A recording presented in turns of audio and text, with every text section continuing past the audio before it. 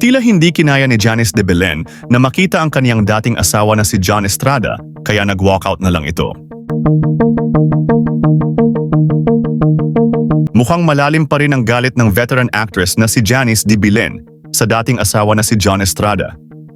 Sa viral video ni Janice kung saan nakaupo siya, kasama ang leading lady ni John Estrada sa Batang Quiapo na si Cherry Pie. Habang papalapit naman si John Estrada sa circle ni Janice na inuupuan. Biglang napatayo ang actress at nagpaalam na sa katrabaho ni John Estrada na si Cherry Pie. In short, napa-walkout ito dahil uupo sa upuan si John Estrada at ayaw niya itong makasalamuha pa.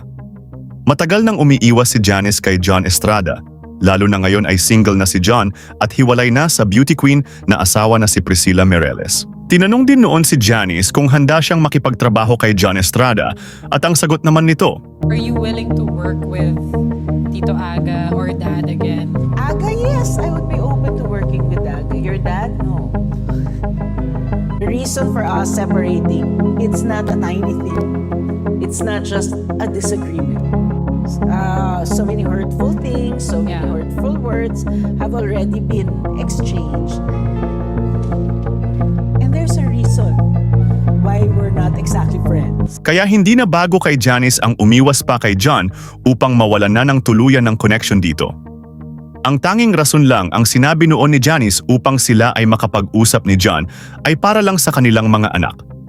Lalo na sa kasagsagan ng career ngayon ng kanilang anak na babae na si Kayla Estrada na hindi maiiwasan na magsalubong ang kanilang landas. Yun lamang po, ano ang masasabi mo sa balitang ito, comment mo sa ibaba. Huwag kakalimutan i-like ang video na ito. Maraming salamat po sa panunood. So nag-walkout ka, gano'n? Ay, hindi na pinatagal. Janice, umiiwas. Umiiwas. I'm good.